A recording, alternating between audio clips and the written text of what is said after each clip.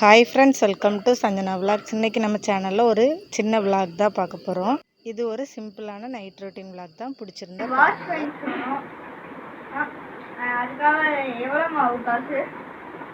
வாச்சாமா 20 ரூபாய்க்கு கூட இருக்குமா? 20 ரூபாய்க்கு நான் வாங்கிட்டு வர மாட்டேமா. நீ எவ்வளோமா வச்சுருக்கா? நான் ஒரு 120 ரூபா வச்சுக்கோமா. சரி, நீ 120 ரூபா அப்படியே வச்சுக்கோ. அப்படியே எனக்கு காசா கொடுத்துரு, சரியா? ஆச்சாமா அதாம்மா 20 ரூபாய்க்கு இருக்குமா? 20 ரூபாய்க்கு எனக்கு வேணாமா.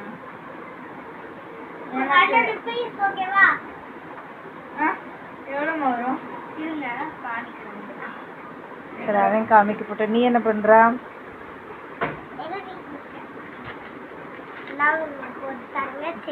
தங்க செயின் வாங்கி தரீங்களா? நீங்க எவ்வளவு காசு சேர்த்து வச்சிருக்கீங்க?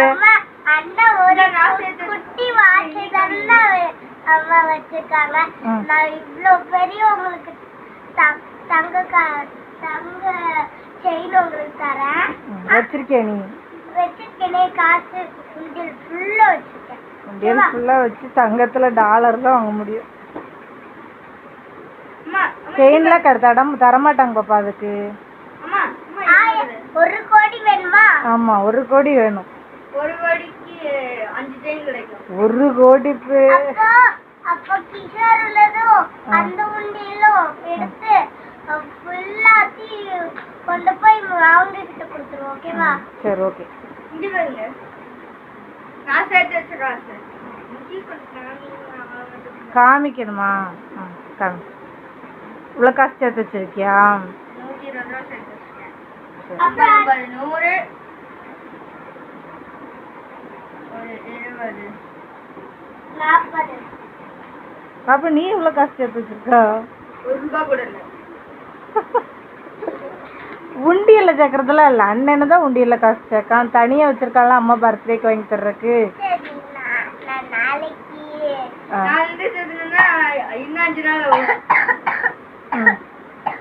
சொல்லு. நாளைக்கு ஹோலி பண்டிகையா? யாரு சொன்னா? அது ஹிந்திக்காரங்களுக்கு தானே கோழி. உனக்கு என்ன? போ, அடி போய் மஞ்சத்தூள் மிளகாத்தூள் எல்லாம் கலக்கி வீணாக்கிறத போய் உட்காரல போய்.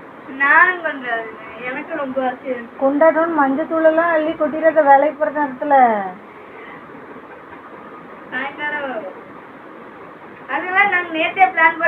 அப்படியே பாப்பா, நீ எல்லாம் கூட சேராத. நானு பூஜித்து நிச்சல எல்லாரும் கோழி கொண்டாடுறோம் ஸ்கூல்ல. நாளைக்கு இப்படி பார்த்து பார்த்து எழுத சொல்லியிருக்காங்களா உங்க மிஸ்?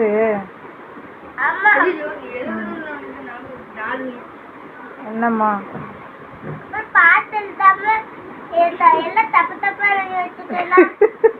படிச்சுதானே எழுதணும்.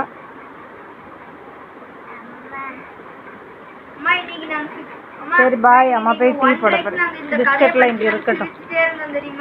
சரி சரி, உன்கிட்ட கதை கேட்ட வேலைக்கே வருது. நான் போறேன்.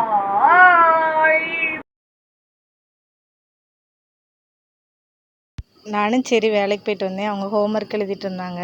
சரி கொஞ்ச நேரம் பேசிகிட்டு இருந்தாங்கன்னா அதான் உங்களுக்கு வீடியோ எடுத்து காமிச்சேன். அப்புறமா நான் வந்து டீ போடுறதுக்கு வந்தேன். அப்புறம் லஞ்ச் பேக்கில் டிஃபன் பாக்ஸ்லாம் இருந்துச்சு, அதெல்லாம் கழுவ போடுறதுக்கு வந்தேன். பிள்ளைங்களுக்கு எனக்கு பிறந்தநாள் ரொம்ப எக்ஸைட்டடாக இருக்காங்க. இது வரைக்கும் நாங்கள் பிறந்தநாளும் கொண்டாடினது கிடையாது, ஒன்றும் கிடையாது. அவங்களுக்கு என்னென்னா எப்போவுமே வந்து அவங்களுக்கெல்லாம் பர்த்டே கொண்டாடுறோம்ல, அது மாதிரி அம்மாவுக்கு கொண்டாடுவாங்கன்ட்டு நினச்சிட்டு இருக்காங்க. என் பையனுக்கு வந்து எப்போவுமே வந்து எனக்கு பர்த்டேக்கு வந்து போன பர்த்டேக்கு ஒரு 45 ரூபா சேர்த்து வச்சு கொடுத்தான். அவனுக்கு வந்து ஏதாவது செய்யணும் அந்த மாதிரி நினைப்பான். அவங்க பாப்பாவுக்கு வந்து பால்லாம் வாங்கி கொடுத்தா போன பர்த்டேக்கு. அப்புறம் நானும் டீ குடிச்சிட்டு அப்புறம் வீட்டில் காய் ஒன்றும் இல்லை, அதனால் காய் வாங்கலான்ட்டு போயிட்டேன். போகும்போது அரிசி ஊற வச்சுட்டு மீன் எல்லாமே கொஞ்சம் மீன் இருந்துச்சு, மசாலா எல்லாம் தடவி வச்சுட்டு கொஞ்சம் ரசம் வைக்கலான்னு புளியெல்லாம் ஊற போட்டு நான் போயிட்டு வந்து இப்போ சாப்பாடு வச்சிட்ருக்கேன். போய் காய் கொஞ்சம் ஸ்நாக்ஸ்லாம் பிள்ளைங்களுக்கு வாங்கிட்டு வந்தோம். ஞாயிற்றுக்கிழமை போகலான் இருந்தோம், அப்புறம் போக முடியல அன்றைக்கி. அதனால் இன்றைக்கி போய் கொஞ்சம் காய் வாங்கலான்னு போயிட்டு வந்தேன். அங்கே போய் பார்த்தா காய் ஒன்றும் அவ்வளோக்கா நல்லா இல்லை. சும்மா கொஞ்சம் வெங்காயம், தக்காளி, உருளைக்கிழங்கு, அப்புறம் ஒரு முருங்கைக்காய் 10 ரூபாயாம். எங்கள் ஊர்லெலாம் முருங்கைக்காய் யாரும் காசு கொடுத்தே வாங்க மாட்டாங்க. இது இருந்தாலும் முருங்கைக்காய்க்கு 10 ரூபான்னா ஜாஸ்தி தான். இந்த ஒரு முருங்கைக்காய் 10 ரூபா. அப்புறமா மல்லித்தலை ஒரு கட்டு வாங்கினேன். இது 2 நாளைக்கு தான். இன்றைக்கி புதன்கிழமையாச்சா, வியாழன் வெள்ளிக்கிழமை இங்கே சந்தை போட்டுருவாங்க. அதனால் இப்போ குழம்புக்குன்னு அப்போ நம்ம ஒரு கத்திரிக்காய் உருளைக்கிழங்கு இருந்தால் ஏதோ ஒரு குழம்பு வச்சிடலாம். எதுவுமே இல்லைன்னா எப்படி வைக்கிறது? இன்றைக்கெல்லாம் தக்காளி சாப்பாடு செஞ்சு எடுத்துகிட்டு போயிட்டேன். இங்கே பக்கத்தில் ஒன்றும் காயெல்லாம் கடைலாம் ஒன்றும் இருக்காது, சும்மா மளிகை கடை தான் இருக்கும். அப்புறம் இந்த க்ரையான்ஸு கொஞ்சம் ஷார்ப்னர் இதெல்லாம் கேட்டாங்க. அவங்களுக்கு எவ்வளோ வாங்கி கொடுத்தாலும் பார்த்து அந்த பிள்ளைகளுக்கு தொலைச்சிட்டு வந்துடுறது. அதனால் அது ஒன்று வாங்கிட்டு அப்புறமா உருளைக்கிழங்கு பச்சை மிளகாவும் வாங்கினேன். பச்சை மிளகா கத்திரிக்காய் இவ்வளோ தான் வாங்கினோம். வாங்கிட்டு அப்புறம் இந்த 2 மேட்டு வாங்கிட்டு வந்தேன். ஒரு மேட்டு 20 ரூபான்னு சொன்னாங்க. சரின்ட்டு 2 மேட்டு வாங்கிட்டு வந்தேன். மேட்டு வந்து பார்த்திங்கன்னா எப்போவுமே வந்து அழுக்காக்கி வச்சுருங்க இந்த பிள்ளைங்க. நான் வேலைக்கு போயிட்டு வர்றதுக்குள்ளே நம்மக்கிட்ட கொஞ்சம் எக்ஸ்ட்ரா மேட் இருந்தால் தான் மாற்றி போடுறதுக்கு யூஸ்ஃபுல்லாக இருக்கும். இல்லைன்னா நம்ம அடிக்கடி அதை துவைக்கிற மாதிரி இருக்கும். நானே 3 நாளைக்கு ஒருக்கா துவைக்கிற ஆளாச்சு. அதனால் 2 மேட்டு, அப்புறமா மிக்சரு பாப்பா கேட்டால் அவளுக்கு வாங்கிட்டு வந்தேன். அப்புறம் ப்ரெட்டு. நாங்கள் இந்த மாதிரி எப்போவும் கடையில் போய் ஸ்நாக்ஸ் வாங்க மாட்டோம். அந்த பக்கம் போனோன்னா வாங்குவோம். இல்லைன்னா கீழே வந்து பிஸ்கட்டு ஏதாச்சும் வாங்கி ஸ்கூலுக்கு கொடுத்து விட்ருவோம். சரி இன்றைக்கி போனதுனால வாங்கிட்டு வந்தேன். அப்புறம் தேங்காய் பண்ணு எனக்கு வேலைக்கு கொண்டு போகலாம் அப்படின்னு சொல்லிட்டு ஒரு 2 தேங்காய் பண்ணு. அப்புறம் பாப்பா வந்து ரசகுல்லா கேட்டால், அது 1/4 கிலோ 100 ரூபா தான், வாங்கியிருந்துருக்கலாம். நான் வந்து 100 கிராம் வாங்கினேன். அதான் எங்கள் வீட்டுக்கார சொன்னாங்க, இனிமேல் என் கூட கடைக்கே வராத, நீ என்ன 100 கேட்டுட்ருக்கு, இது என்ன உங்கள் ஊர் கடையா அப்படின்னாங்க. எல்லாமே பார்த்தா நான் வாங்கினது எல்லாமே 100 கிராமு 10 ரூபா பாக்கெட் தான் வாங்கினேன். அவங்க வாங்கிட்டு வர மாதிரினா ஒரு 1/4 கிலோ பால்கோவா அந்த மாதிரி வாங்குவாங்க. அப்படி பார்க்கும்போது 100 ரூபா ஆயிரும். நான் 100 ரூபாய்க்கு 10 சிப்ஸ் பாக்கெட் வாங்கிடலாம் அப்படி யோசிப்பேன். அப்புறமா கொஞ்சம் ஒரு 2 பிஸ்கட் பாக்கெட்டு ஸ்கூலுக்கு, அது இந்த யூனிபிக் பிஸ்கட்டு, அது நல்லாயிருக்கும். இந்த பால்கோவும் பார்த்திங்கன்னா 100 தான் வாங்கினேன். அதை சொன்னாங்க ஒரு 1/4 கிலோ வாங்க, எவ்வளவோ செலவு பண்ணுறியாம்மா, இதில் உனக்கு வந்துட போதா நிறைய போதான்னாங்க. எதில் மிச்சம் பிடிக்கணுமோ அதில் பிடிக்கிறது கிடையாது அப்படின்னு திட்டிகிட்டு இருந்தாங்க. நான் அப்போ வாங்கன்னு சொல்லிவிட்டு இதை வாங்கிட்டு வந்தேன். இப்படி நம்ம வாங்கும்போது எல்லா ஸ்வீட்டு டேஸ்ட் பார்த்துக்கலாம். ஒரே ஸ்வீட்டில் 1/4 கிலோ 1/2 கிலோ வாங்குறதுக்கு இப்படி வாங்கிக்கிறது. அந்த சீடை வந்து அவங்க தான் வாங்கினாங்க. அதுவும் நான் 100 தான் கேட்டேன். ஒரு 1/2 கிலோ கேட்டாங்க. நான் 100 வாங்கினா போதும்னு சொல்லிவிட்டு இதெல்லாம் வாங்கிட்டு வந்தோம். இதெல்லாம் நான் எடுத்து வைக்கிறதுக்குள்ளே சாப்பாடு விசில் வந்துருச்சு. இன்றைக்கி அங்கே இங்கேயும் போயிட்டு வந்தனால மணி இப்போவே 9:15 ஆகிட்டு. இனிமேல் வீடியோ எடுத்து அதை எடிட் பண்ண கொஞ்சம் லேட் ஆகும். அதனால் இது வந்து சிம்பிள் வீடியோ தான், கோவிச்சிக்காதீங்க. நாளைக்கு வந்து காலையில் மார்னிங் ரொட்டீன் போடலான்ட்டு இருக்கேன். மார்னிங் ரொட்டீன் எடுக்கணுன்ட்டு நினைப்பேன். ஆனால் காலையிலானே எந்திக்கவே முடியறதில்ல. அப்புறமா இப்போ சாப்பாடு விசில் வந்துட்டு மீன் பொரிக்கிறதுக்கு மீன் வச்சுருக்கேன். தோசைக்கல்ல தான். எண்ணெயும் தீர்ந்து போச்சு. எண்ணெய் வாங்கிட்டு வந்திருக்கலாம். போகிறப்ப எல்லாம் மறந்துட்டு போயிடுறது. இன்றைக்கி காலையில் எண்ணெய் வாங்க போச்சோன்னா அதுக்கு வேறு 2 திட்டுவாங்க, உனக்கு வேறு வேலை இல்லையா, போகும்போதே ஒழுங்காக எல்லாத்தையும் வாங்கிட்டு வர மாட்டியான்ட்டு. இப்படி தான் மறந்துடுவோம். அப்புறமா இப்போ ரசம் வைக்கலான்னு சொல்லிவிட்டு கொஞ்சம் சின்ன வெங்காயம், 2 வத்தல், ஒரு தக்காளி, மல்லித்தலை எல்லாம் கட் பண்ணி வச்சுருக்கேன். எல்லாம் ரசம் வைக்கிற மாதிரி தான், அதனால் வீடியோ எடுக்கலை. அப்புறமா ரசம், சாப்பாடு, மீன் இது தான் நைட்டுக்கு. பாத்திரமும் கழுவலை, ஒன்றும் கழுவலை. காலையில் தான் எந்திரிச்சு எல்லாம் பண்ணணும். ஏன்னா வேலைக்கு போயிட்டு வரும்போதே மணி 7 அங்கே போயிட்டு வீட்டுக்கு வந்து சமைச்சி எல்லாம் எடுத்து வச்சுட்டு சாப்பிட்டு படுக்கும்போது மணி 10 ஆயிரும். அதனால் காலையில் எழுந்திரிச்சி பார்த்துக்கலாம் அப்படின்னு சொல்லிட்டு வச்சாச்சு.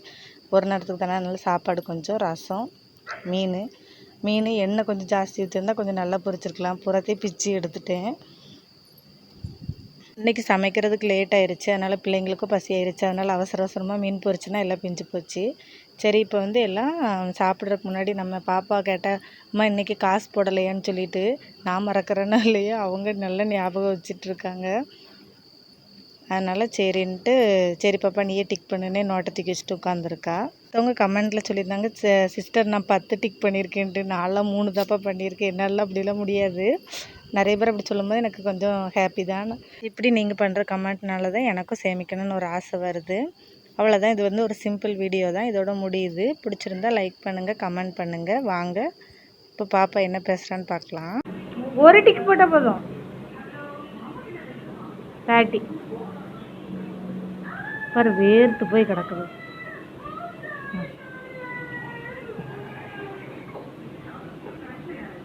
சரி அங்கே மூடிச்சு. அதுலலாம் எழுதக்கூடாது, காசுலலாம் எழுதக்கூடாது. எழுத மச்சரை மூடி வச்சுருது. புது காசு.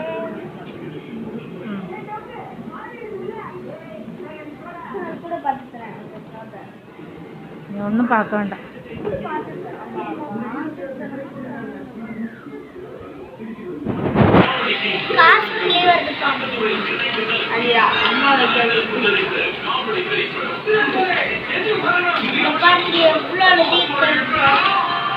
இவ்வளவு எழுதணுமா நீயே?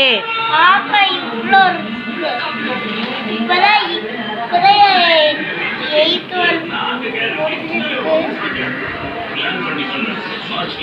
அம்மா போயிட்டு வந்து சாப்பாடே செஞ்சுட்டேன், நீ இன்னும் உட்காந்து எழுதிட்டு இருக்கியாக்கும்.